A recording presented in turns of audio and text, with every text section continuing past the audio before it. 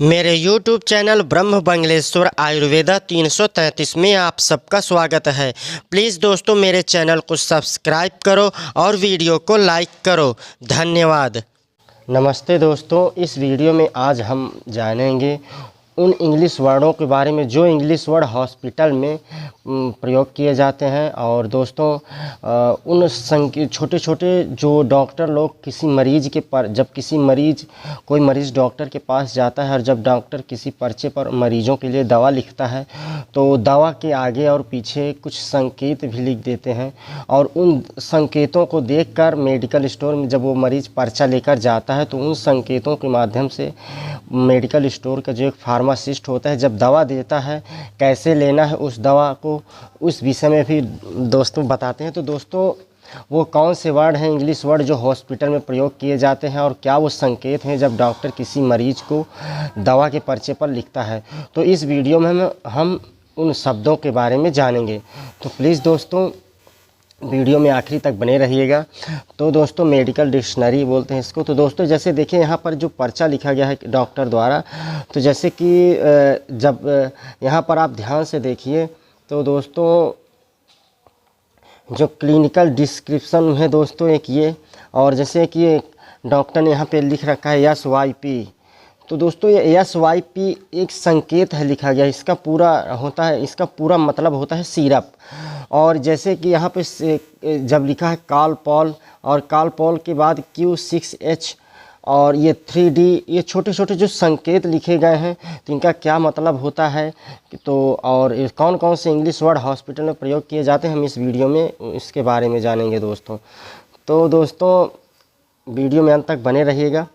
जैसे कि यहाँ पे लिखा है सिरप लेवोलिन 3 ml, तो यहाँ पर 3 ml का मतलब मिलीलीटर होता है। TDS का मतलब दिन में 3 बार होता है और इंटू 5D यानी कि 5 दिनों तक ये दवा आपको लेनी है दोस्तों। तो दोस्तों इस वीडियो में आप आखिर तक बने रहिएगा, मैं आपको समझाता हूँ दोस्तों। और दोस्तों वीडियो को पूरा देखिएगा प्लीज़ दोस्तों। देखिए AC, यहाँ पर जब डॉक्टर किसी पर्चे में लिखते हैं तो AC का मतलब बिफोर ईटिंग, खाना खाने से पहले। TAILS टेल्स मतलब ऐसी, जब किसी दवा के बाद जब कोई डॉक्टर ऑइंटमेंट लिखता है तो उसके आगे या पीछे OINT या UNG लिख देता है, उसका पूरा नाम होता है ऑइंटमेंट मतलब मलहम। IM, जब कोई इंजेक्शन दोस्तों कई प्रकार के होते हैं लेकिन मुख्यतः 4 प्रकार के ही इंजेक्शन होते हैं। तो जो इंजेक्शन मांस में लगाए जाते हैं उनको IM बोलते हैं दोस्तों। तो IM का मतलब होता है इंट्रामस्कुलर, मांसपेशीय या गहरे मांस में इंजेक्शन लगाना है।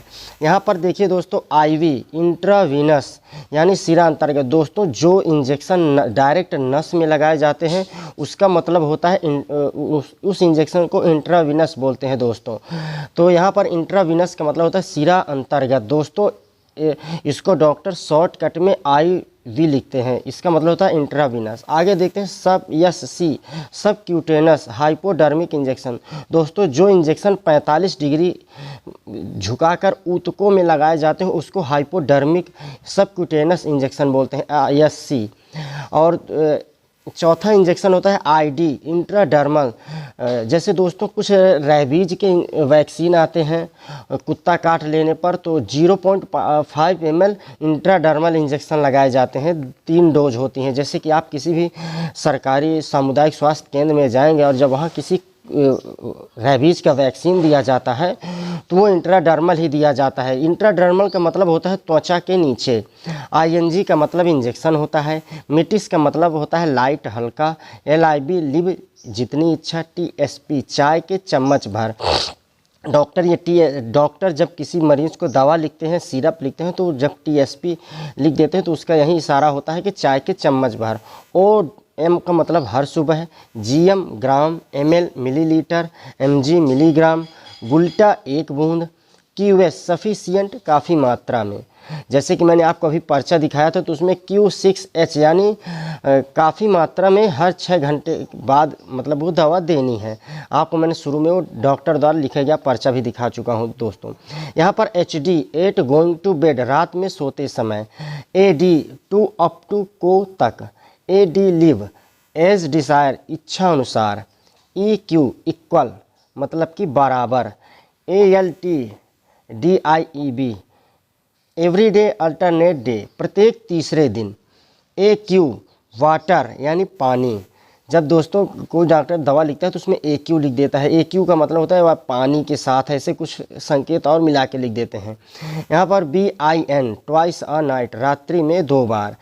Cap capsule. CM to be taken tomorrow morning कल सुबह लेने वाला। D डोज मात्रा। D in D day to day दिन प्रतिदिन। DIV डिवाइड अलग अलग करो या अलग अलग। EN enema.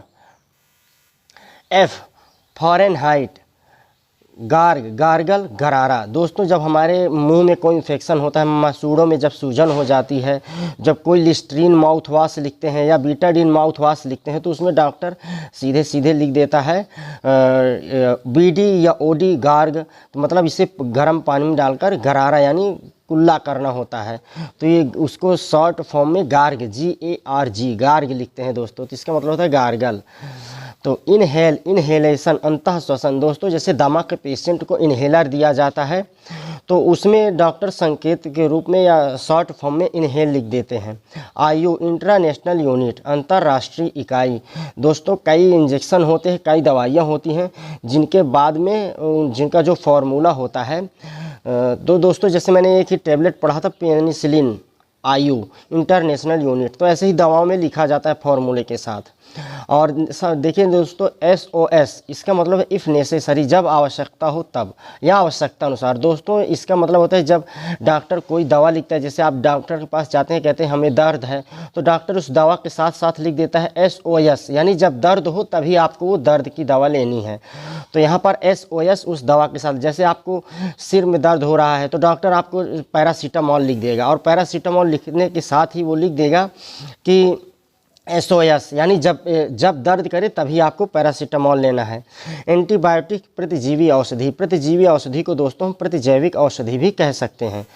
अब दोस्तों आते हैं एब्रीवेशन संक्षेपाक्षर, यानी दोस्तों जो छोटे छोटे हैं जो शॉर्ट फॉर्म के फुल फॉर्म क्या होते हैं, मेडिकल हॉस्पिटल में प्रयोग किए जाते हैं, ये दवाओं के लगभग शॉर्ट फॉर्म होते हैं दोस्तों। तो इस विषय में बताता हूँ। एब्रीवेशन बोलते हैं दोस्तों संक्षेपाक्षर।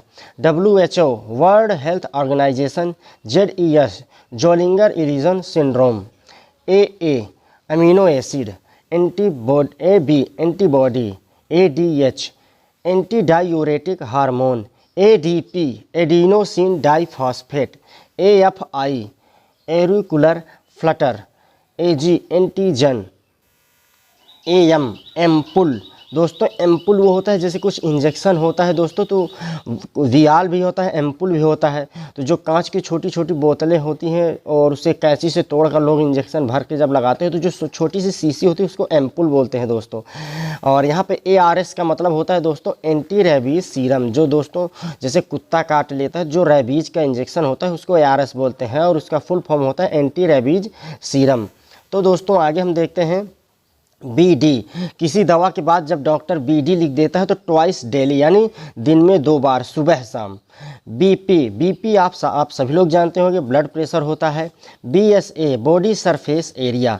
दोस्तों जब कहीं पर हमको डॉक्टर किसी प्रकार का मलहम लिखता है या पेनिसिलिन लगाने के लिए लिखता है या किसी तरह का दोस्तों मतलब पेस्ट लिखते हैं, जैसे कि माना कि कोई हमें स्किन में इन्फेक्शन है और ऐसा कोई मलहम लिख देते हैं तो उसमें BSA लिखते हैं यानी surface area, body surface area. BW doctor जब किसी के लिए कोई मेडिकल करवाने जाता है तो BW ऐसे लिखता है, तो BW का मतलब यहाँ पर बॉडी वेट हो गया दोस्तों। CO cardiac output. COLD chronic obstructive lung disease. दोस्तों यहाँ पर अब आगे आते हैं दोस्तों COPD chronic obstructive pulmonary disease. CRF chronic renal failure. CT scan computerise tomography scan. DNA deoxyribonucleic acid. DM diabetes mellitus. CXR chest x ray. दोस्तों जब डॉक्टर किसी के लिए लिख देता है ना कि मतलब किसी को अब चेस्ट में प्रॉब्लम होती है तो जब एक्सरे के लिए होता है तो जब संकेतों में लिखता है डॉक्टर कि जाओ एक्सरे करा लाओ, तो कहाँ जैसे चेस्ट का एक्सरे कराना होता है तो CXR लिख देता है। इसका मतलब यहाँ पर होता है दोस्तों chest x ray. CVS cardiovascular system, ECG electrocardiogram, OD once daily, ORS oral rehydration solution. दोस्तों जो हम ORS का पाउडर आता है ना, उसको ORS हम लोग बोल देते हैं, उसका पूरा नाम ओरल रिहाइड्रेशन सॉल्यूशन होता है दोस्तों।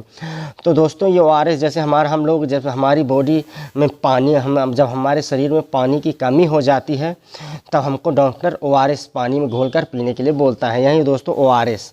अब यहाँ पर WBC हमारे ब्लड में एक छोटे छोटे सफ़ेद रंग के होते हैं, जिसे हिंदी में बोलते हैं श्वेत रुधिर कणिका, और इस इंग्लिश में इसको बोलते हैं WBC white blood cells. SYP दोस्तों जैसे मैंने आपको शुरू में दिखा रखा है कि SYP, तो यहाँ पर SYP डॉक्टर जब किसी मरीज को पर्चे में लिख देता है SYP कफ SYP या SYP कफ, तो इसका मतलब है सीरप कफ सीरप ऐसा कुछ होता है। तो SYP शॉर्ट फॉर्म है, सीरप इसका फुल फॉर्म होता है दोस्तों। और TAB टैबलेट, जैसे डॉक्टर किसी को कोई टैबलेट लिखेगा तो पहले लिख देगा TAB टैब, जिसका मतलब होता है टैबलेट, फिर पैरासीटामोल। और जैसे बच्चों के लिए लिखेगा तो SYP सिरप पैरासीटामोल, बच्चों के लिए पैरासीटामोल सिरप लिखेगा, और एडल्ट लोगों के लिए टैबलेट लिखता है, तो उसी तरह। और यहाँ पर CAP मतलब होता है कैप्सूल, जब किसी कोई जैसे बीकासूल है और डॉक्सीसाइक्लिन के कैप्सूल आते हैं, जब ये टैबलेट होता है तो टैबलेट के लिख के फिर डॉक्सीसाइक्लिन लिखेंगे, और जब कैप्सूल होता है तो कैप्सूल CAP कैप्सूल लिख के फिर दवा का नाम लिखते हैं। US अल्ट्रासाउंड, जब किसी डॉक्टर किसी को अल्ट्रासाउंड जाँच के लिए बोलता है तो US लिख देता है। एक्सरे के लिए CXR लिख देता है, XR लिख देता है, एक्सरे लिख देता है। ब्लड के लिए जांच के लिए CBC लिख देता है दोस्तों, और CBC का फुल फॉर्म होता है कंप्लीट ब्लड काउंट टेस्ट, ऐसे कुछ होता है दोस्तों। देखिए शायद वीडियो में होगा तो मैं आगे आपको बताऊंगा दोस्तों। और आगे दोस्तों है UTI यूरिनरी ट्रैक इन्फेक्शन। तो दोस्तों यहाँ पर जैसे यूरिनरी ट्रैक इन्फेक्शन है दोस्तों, तो UTI जैसे हम लोग जाते हैं और हमारे पेशाब में जलन या मूत्र मार्ग में किसी भी तरह की कोई भी परेशानी होती है तो उसको डॉक्टर शॉर्ट फॉर्म में ऊपर लिख देता है। जब हमको किसी प्रकार के हमारे अंदर सिम्टम्स देखता है और जब कुछ लिखता है तो एडवाइस देने या दवा लिखने से पहले ऊपर लिख देता है कि हमारे क्या प्रॉब्लम है, तो UTI यानी यूरिनरी ट्रैक इन्फेक्शन। सॉरी दोस्तों यहाँ पर मैंने जब PDF बना रहा था तो इन्फेक्शन लिखते हुए यन थोड़ा छोटा लिख गया है दोस्तों, तो मैं आपको दिखाता हूँ। यहाँ पर ही थोड़ा ध्यान से देखिएगा, यन थोड़ा मुझसे गलत हो गया है तो इसके लिए माफ़ी मांगता हूँ दोस्तों। और तो ठीक है दोस्तों, आगे बढ़ते हैं। तो दोस्तों यहीं पर ये वीडियो ख़त्म होता है दोस्तों। मेरा वीडियो आपको कैसे लगा प्लीज़ कमेंट करके ज़रूर बताइएगा। और दोस्तों अगर आपको कुछ मेरी गलती भी है तो मुझे मेरी गलती भी कमेंट करके ज़रूर बताइएगा, मैं अपनी गलती को सुधारने का पूरा प्रयास करूँगा दोस्तों। तो प्लीज़ दोस्तों मेरे चैनल को सब्सक्राइब कीजिए और वीडियो को लाइक कीजिए। और दोस्तों जहाँ भी कुछ ना समझ में आया हो तो मुझे ज़रूर बताइएगा दोस्तों। और प्लीज़ दोस्तों मेरे चैनल को सब्सक्राइब कीजिए और वीडियो को लाइक कीजिए। दोस्तों मेरा वीडियो आप लोगों ने पूरा देखा, इसके लिए बहुत बहुत धन्यवाद दोस्तों।